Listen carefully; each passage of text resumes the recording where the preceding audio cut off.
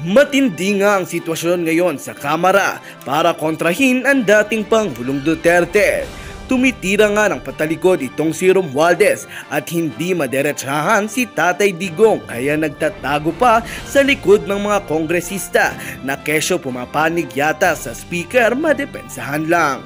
Bakit kaya hindi na lang mismong si Romualdez ang sumagot kay FPRLD? Tutal, samantalang siya lang nga ang hinahamon nito.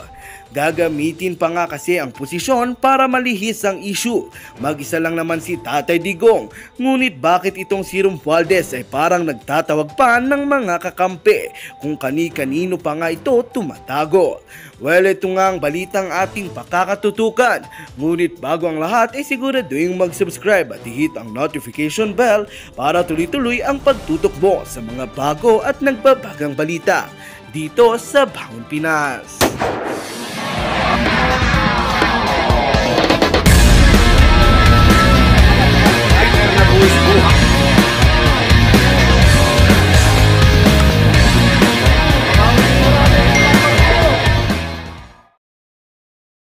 Pumapayat ka ata, nakadiet ka. Parang hindi ka na nakakakain sa confidential funds mo.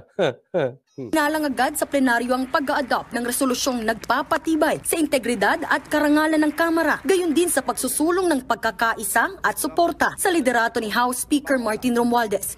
Kinonvert ang Kamara bilang isang Committee of the Whole para talakayin ang resolusyon, bagay na kinuwestiyon ni Albay Representative Edsel Lagman. For the record, what recent events transpired subverting the integrity of the House of Representatives to merit the consideration of this resolution? Well, Mr. Chairman, I believe, as you know, during the break, there were threats against one of our House members and the House itself. Naungkat sa plenaryo ang pagbabanta sa buhay ni Representative Franz Castro. Nabanggit ito sa isang di muna tinukoy na panayam kung saan nadungisan din umano ang imahe ng Kamara. I could not give you the exact date, but I understand that it was done on a certain TV network, and some words were said to malign the reputation of our institution.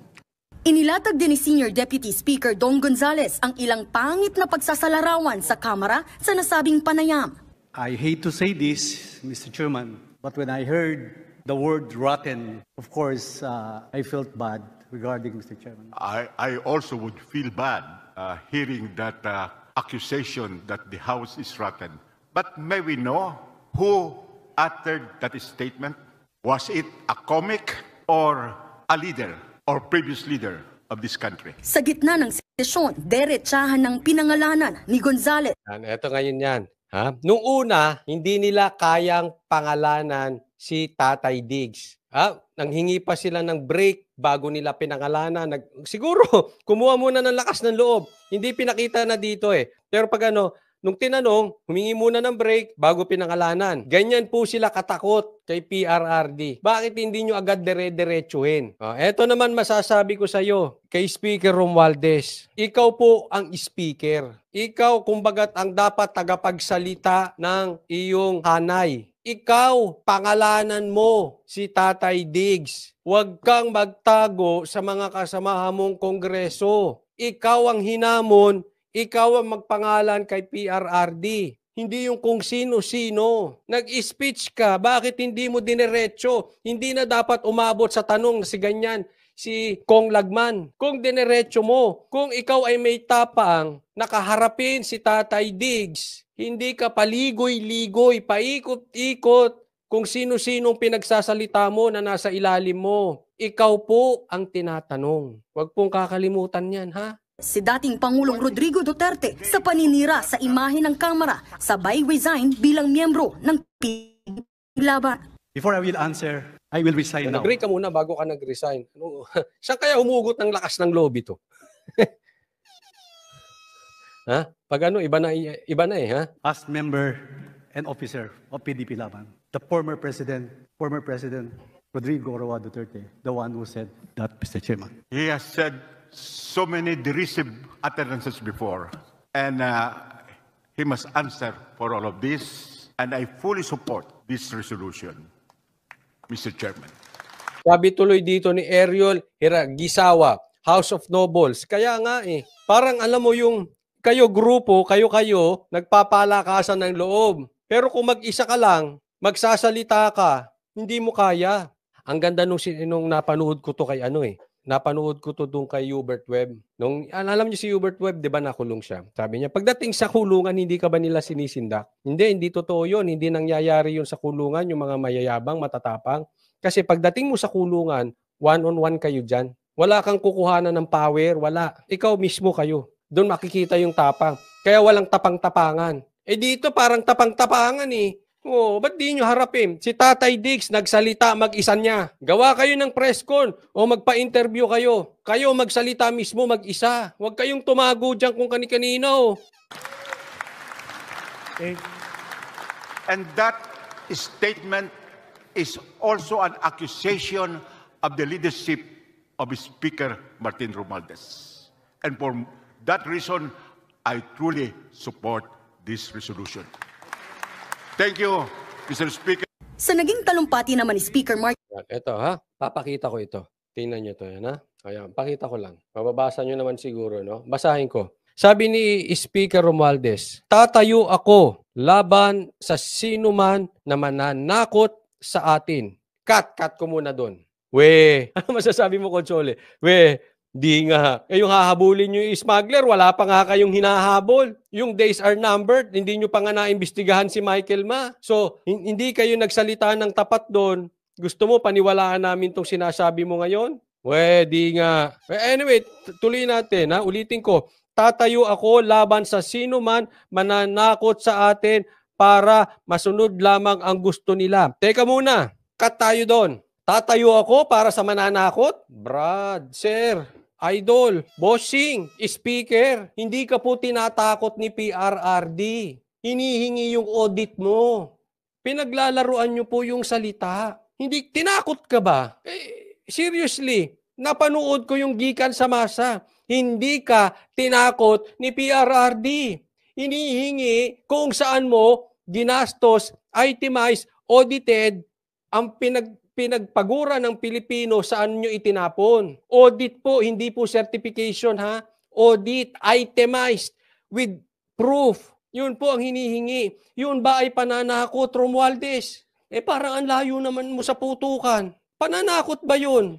Para namang atang, tingnan ninyo ano ang pinagkapareho nito si Romualdez sa Makabayan Black na si Franz Castro? Sige nga, para malaman ninyo. Tingnan ko nga kung alam ninyo. Ano pinagkaparehan nila ni Franz Castro? Iisa tono nila. Pananakot daw kay PRRD. Ano, magdidemanda ka rin ng grave threat, Romualdez? Pananakot din ang tono mo? Parehas kayo ng tono ng Makabayan Black na sinasabi nila na makakaliwa na si Franz Castro. Parehas kayo ng tono, Romualdez. Pananakot ba yun? O halimbawa, meron kang employer, binigyan ka ng pera, hiningi. Tinatakot ako nito. Hinihingi yung resibo sa ako raw ginastos. Tingnan nyo mo ang mga politiko natin kung paano nila paglaruan yung salita. Hindi. Ako po, serious hindi ako nagpapatawa dito. Tanungin ko kahit yung mga bashers, kahit yung mga vloggers mong sabi nila jukebox king, mga jukebox vlogger. Paano nila papaliwanag yan? Asan ang pananakot sa panghihingi ng audit ni Tatay Diggs? Sige nga. Pambira kayo. Kaya napaghahalataan Ito wag nyo pong sisihin ang taong bayan kung mag-iisip sila na kayo ni Franz Castro ay may ugnayan. Hindi ugnayan na kalokohan. Talagang kayo ay nandiyan para pabagsakin si Sara. Parehas ang tono nyo. Wala namang threat. Parehas ang tono nyo na pananakot. Sige nga, mali ang intindi nyo. Tuloy natin. Titindig ako. Tayong lahat. Ikaw na lang. Sasama mo pa kami sa'yo. Ikaw na lang tumindig para sa kapakanan ng bayan na ito. Sus, bayan. Huwag nga tayo magbulahan. Dadamay mo pa kami. Kayo na lang dyan. Sa ano titindigan natin? Yung MR mo? Yung mga pinamimigay mong bigas na dapat sa DSWD? Huwag na. Ikaw na lang. Suluin mo yan. Martin Romualdez, pinunto niya na trabaho lang, walang personalan. Ano nangyari yun? Trabaho lang, walang personalan. Pinipersonal niyo si Sara. Eto ako ay hindi ko sinisita ang merong mga confidential funds. Nasa sa inyo na yan, kayo maghusga kung mali yan or tama yan. Basta sa akin, as for me, ayoko ng confidential funds. Pero kung sa tingin nyo tama, dapat tama sa lahat. Paano hindi pinepersonal? Bakit yung iba may confidential funds? Yung presidente meron. Ikaw daw mismo may confidential funds. Ilan yun? Billion. Mamaya papakita ko ha. Sinabi yan, may confidential funds ka. Oh. Paano hindi mo nyo pinag-iinitan? Paano walang personalan, trabaho lang? Hindi trabaho yan. Kung trabaho yan, ang pangit ng trabaho ninyo. Para kayo naglinis ng bahay, ang nilinis nyo yung kwarto lang. Yung banyo, ang dugyot. Hindi ganyan magtrabaho. Pangit. Tayo ako laban sa sinuman na mananakot sa atin para masunod lamang ang gusto nila. Pangalanan mo. Palakat pataas-taas ka ng boses eh. Pangalanan mo. Style niya. Tapang epek eh. Tapos yung mga shwariwap naman, palakpakan. Magkano kaya ang ano? Magkano kaya ang ano? Meron kasi akong gustong bilhin. Tatanong ko kung magkano. Hindi, mga palakpakan eh, no? Ang grabe talaga ang politika. So, doon sa mga pumalakpak, naniniwala kayo sa sinabi ni Romualdez? Pwede nga. Di nga niya kayang pangalanan eh. Kayo pang nagpapangalan kay PRRD samantalang siya ang hinahamon ng hinahamon. Hinahamon ka, ulitin ko. Hinahamon ka, speaker ni PRRD ng audit. Ikaw po, hindi yung mga kasama mong congressman. Ikaw. Imano-imano, lalaki sa lalaki, kayong dalawa. Matanda na yun, di mo kaya. Palakpakan tayo lahat. Corny na ito, mga ito. Sabi ni Mario Meres, yun po ang tanong, Coach Oli, magkano? Oh, ano man tinatanong mong palakpakan, magkano? Hindi, wala yan. Proyekto yan, hindi bayaran yan. Proyekto ang labanan dyan. Diretso. Itindig ako, tayong lahat. Hindi, wag na, ikaw na lang. Pataas pa boses, no? Tinindig ako, tayong lahat. Alam nyo ba yung tumataas ang boses, ganyan yung ano? Yan ang style ng mga sintonado. Bakit naman napunta sa sintonado? Madeline Ken Montes, shout out sa iyo. Maraming salamat sa kusang loob. Thank you sa pag-sponsor ng live na to. Ayan, from Japan. Thank you, Madeline Ken Montes. Namiss din kita dito, ha. Maraming salamat sa iyong muling pag-sponsor at kusang loob sa akin, ha. Bakit Coach Oli yung tumataas ang boses pang sintonado? Kasi ganyan din sinasabi nila sa akin pag kumakanta ako.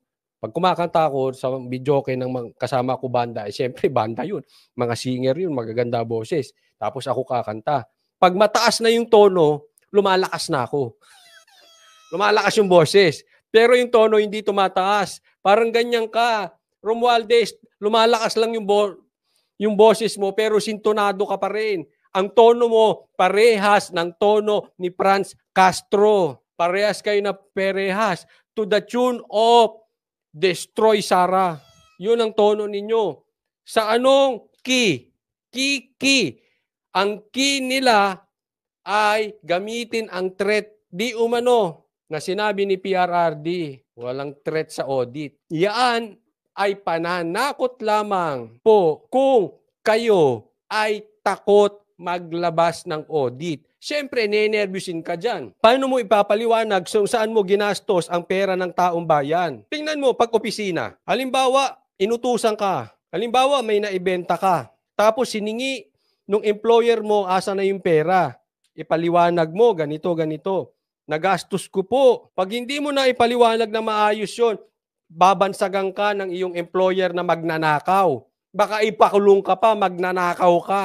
Ngayon, pag hiningi, audit, pananakot, matatakot ka lang kung nagnakaw ka. Pero kung hindi ka magnanakaw, hindi ka matatakot. Hindi po siya, ha? Ine-explain ko yung example ko, yung employer. O, di ba? Kung ninakaw mo yung pera, hindi ka matatakot. Ino-audit ka lang ng boss mo eh. Yung employer mo eh. Pero kung nagastos mo na yung pera, ay nenervyusin ka talaga. Nenervyusin ka. Lahat ng gagawin mo, paraan, baka nga siraan mo pa yung bossing mo eh. Real talk po tayo. Sisiraan mo yung bossing mo. Bakit? Nawaldas mo na eh. Nadispalenghado mo na yung pera, nagastos mo eh. Paano mo papalitan yun? Wala ka naman pera. Paano mo ipapaliwanag yung audit? Magnanakaw ka. Saan mo kukunin?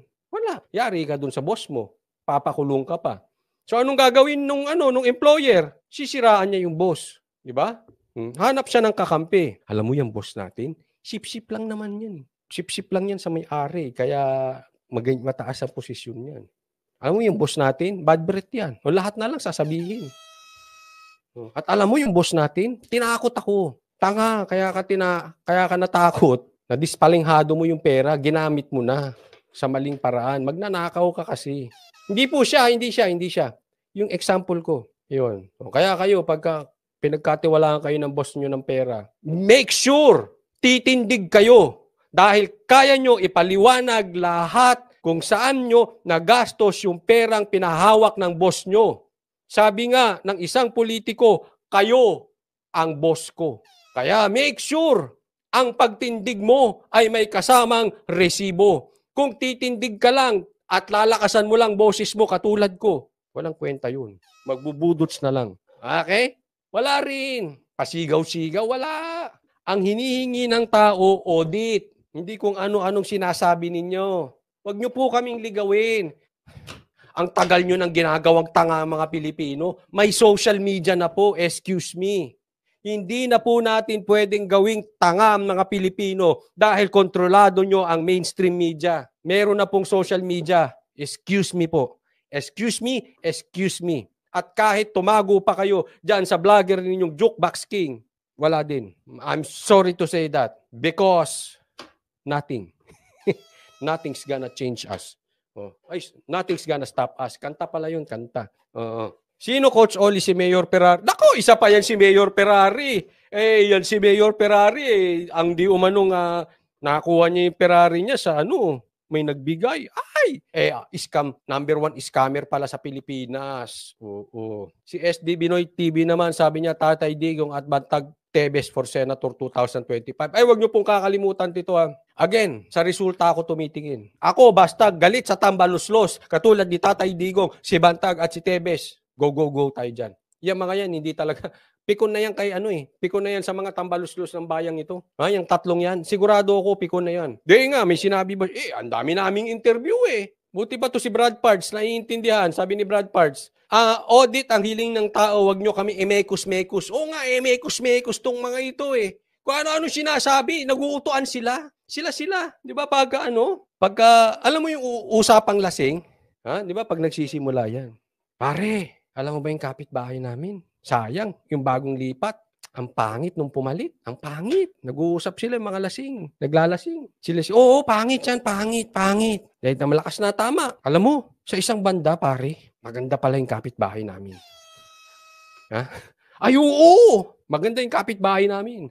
Maganda yung kapitbahay nyo, napakaganda nga nun. O, kita mo? Nalasing lang kayo naguutuan. Parang kayo dyan sa Kongreso, kayo naguutuan. Pero wag niyong imekus-mekus ang mga Pilipino. Kasi may Facebook na, kasi may YouTube na. Twitter na lang ako wala. Ayoko na nun. Baka mamekus-mekus ako dun. Maapektusan ako ron. Para sa kapakanan ng bayan. Matatanda ang tinawag ni dating Pangulong Rodrigo Duterte ang Kongreso na pinakabulok na institusyon sa bansa sa panayam sa SMNI Network. Kasunod ito ng pagharang ng Makabayan Block at liderato ng Kamara sa 650 million pesos na parehas na kayo ng tono niyan? Yung babaita na yan? Parehas na kayong tono. Duterte ang Kongreso na pinakabulok na institusyon sa bansa sa panayam sa SMNI Network. Kasunod ito ng pagharang ng Makabayan Block at liderato ng Kamara. Ang pinapa-explain sa inyo, pinakabulok ang inyong ang Kongreso. So anong gagawin ninyo? Magkukumpul-kumpul kayo? Magkakampi-kampihan ikaw ay panik kay Sara o galit kay Ipakita Sara. nyo, hindi nga kayo bulok. Ang importante dito, mali yung ginagawa kay Sara. Ako po, hindi ako panik kay Sara. Pero hindi rin ako kontra kay Sara. But one thing for sure, mali yung ginagawa kay Sara. At pag nakita ito ng mga kongresista na maraming nakasuporta dito at sinisilip na si Speaker Romualdez, pilitin natin mawalan ng choice ang mga congressman na pabain na speaker si Romualdez. Alam mo, siguro ako naniniwala sa dami ng bumoto kay Marcos, hindi natin alam kung smartmatic yan o whatever. Pero sa palagay ko lang, kung wala ito si Speaker, si Boying, baka hindi sumadsad ang ratings ni Marcos. Yan po ang bumabagsak. Yan po sisihin nyo mga loyalista. Yang mga nakapaligid kay Marcos. At number 1 na ito si Speaker. Mali siya binanatan niya si Sara. Bubuelta sa kanya yan. Kamali siya ron. Ko ba, ang confidential funds ay tatanggalin. Oh. Pero katotohanan, abay, tinanggalan lamang ng confidential fund ng Kamara de Representantes. Babagalan ko lang kasi ganyan po ako manood ng video matulin. Minsan nga naka 2.0 pa no. Babagalan natin konti, konti lang. Si VP at Education Secretary Sara Duterte. Ano po ang pruweba na marami pa palang mga tanggapan ng gobyerno ang may confidential fund at hindi tinanggalan? O tignan po natin ito pong slide na ito, magpapakita sa inyo kung ano-ano pala yung mga ibang ahensya na mayroong confidential intelligence. Yan, kita mo ito ito sa House of Representatives. House of Representatives, 1.6 billion. Billion po yan, hindi yan milyon. Billion po yan. And extraordinary expenses. Yan po yung tawag dyan. Aba nangunguna sa listahan natin, ang Kamara de Representante. Ito po basahin natin. Confidential, intelligence, and extraordinary expenses. Extraordinary and miscellaneous expenses. Under one line po yan. 1.6 billion. 1.6 billion. Ito lang ang dating sa atin. Parang napaka-kapal mooks. Parang napaka-plastic naman nang binibira si Sara. Alam naman natin kung saan galing yan. Nagsimula yan sa Kamara. Binabanata na si Sara. Sila nga may ganito extraordinary. Pinangalitan nyo. Alam mo, Pilipino, eto makinig po kayo mabuti. Same lang yan, halos. Nilalaro lang nila yung words. Yes, iba-iba ang gamit niyan. Pero sa madaling salita, sa dulo niyan, malalaman pa ba natin lahat yan? Pare-parehas lang yan. Pare-parehas lang. Ang tanong, nagagamit ba yan sa tamang paraan at yan ba ay masisilip natin kung saan ginamit? Kaya para sa akin, same lang yan. O di ba? Ang mga taga-Kamara, wow, ang gagaling nila. Linipat daw nila ang confidential fund ni VP Sara sa mga ahensya na nakikipaglaban sa West Philippine Sea. Ang tanong, paano po yung 1.6 billion ng Kamara de Representante? Para saan naman yung confidential, intelligent, extraordinary expenses ng Kamara de Representante? Gaya din ba kayo ng Coast Guard? Gaya din ba kayo ng Navy? Ako nga nagtataka ko, bakit mo bibigyan ng intelligence funds ang Coast Guard at saka ang Navy para sa West Philippine Sea? Bakit? Pagbibigay ba sila sa mga assets ng mga Chino? Meron ba sila mga assets na Chino na bibigyan ng intelligence funds? Ang kailangan po natin sa karagatan, satellite images lamang. Satellite data nang malaman natin kung sino-sino yung mga barko na nasa exclusive economic zone natin. So ano po? Speaker Romualdez, itong 1.6 billion, ibibigay din natin sa mga West Philippine Sea. Sige po, dahil kinakailangan, although similarly situated, must be treated alike. Ang tawag po dyan, Equal Protection Clause. So tanggalin po natin ang 650 ng Vice President and Education Secretary, pero ilipat din natin yung 1.6 billion ng House of Representatives na confidential, intelligence, extraordinary expenses, extraordinary and miscellaneous expenses. Now, alam ko po, sumagot na yung Congresswoman. Yan, ito po.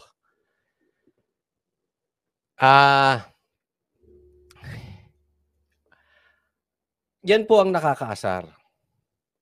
Okay, again, linawin ko. Ako po, hindi ako pabor sa confidential funds. Kasi may maganda pong maidudulot yan. At alam ko, ay nagamit naman yan sa mabuting paraan ni Sara, ni VP Sara. Ang problema, yung iba naaabuso. At mas marami ang umaabuso diyan sa confidential funds na yan o extraordinary funds na yan kaysa sa nagagamit ng tama. Bigyan ko po kayong halimbawa. Bakit napakalaki ng itong extraordinary expenses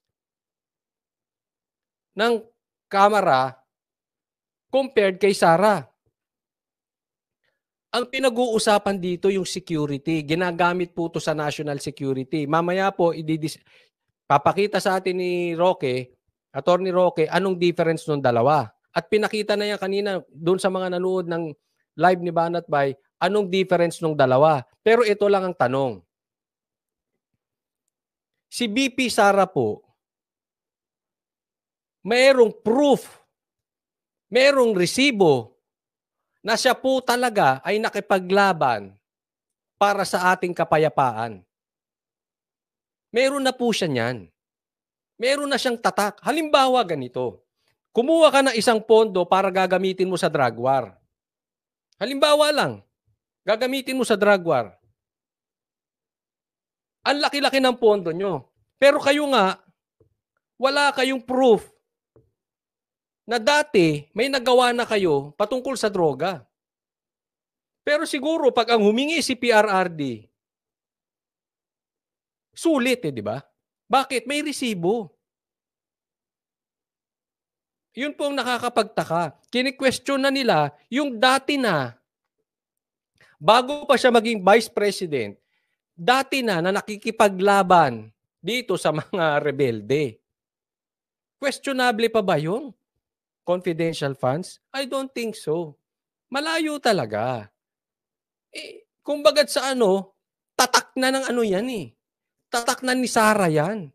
Kung tatak ni PRRD, ang droga, laban sa droga, ang tatak ni Sara talagang lumaban dyan sa mga yan. Anong tatak ng Congress? Sige nga. Ano ba tatak niyan? Kayo tanungin ko, anong tatak ni Romualdez? Yun na lang, pasimplehin natin. Huwag na natin idama yung iba kasi alam naman natin hindi tayo pwede. Si Romualdez, ano tatak niya? Kailangan ba ganyang kalaki? Ang extraordinary. At sinong may pwedeng gumalaw niyan? Siya.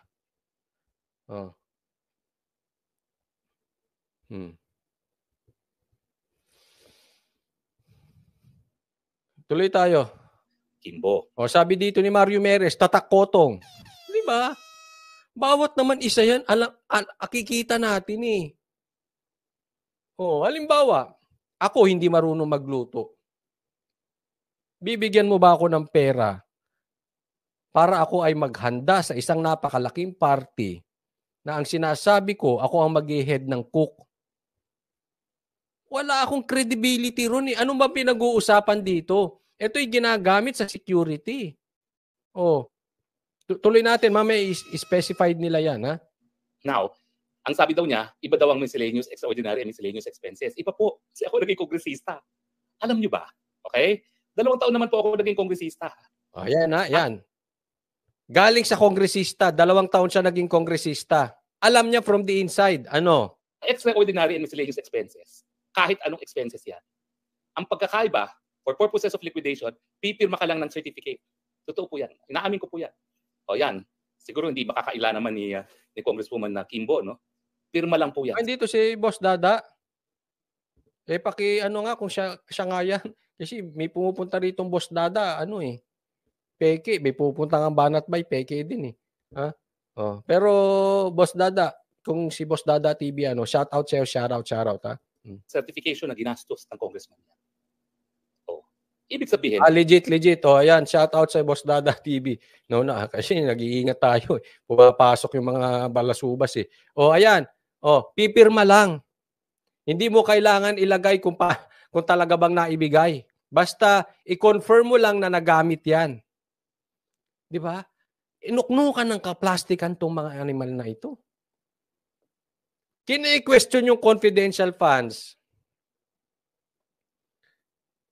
Yung extra lubricant ay extraordinary, hindi nila questionin na mas mahirap yon. Mas matindi po yan kaysa sa confidential fund. Kasi sa confidential funds, ang dami mong liquidation na kinakailangan talaga, i-liquidate mo. Niloloko talaga tayo nitong mga to. Tapos ito naman makabayang black na ito, itong mga rebelding mga animal din na ito. Ngayon, tahimik kayo. Kita mo? Yung kadaldalan ninyo, karereklamo ninyo, yung pagkabiter ninyo, tahimik kayo ngayon. Kaya halatang-halata namimili lang kayo eh. Di agenda lang yan. Pero ang extraordinary po, wala na pong liquidation lang. Certification na ginastos. Yan lang po yung pinipirmahan ng mga kongresista. Alam ko po yan. 2 taon na akong pumirma niyan. So, wala na po tayong paligoy-ligoy. Personal knowledge ko na po yan bilang dating kongresista.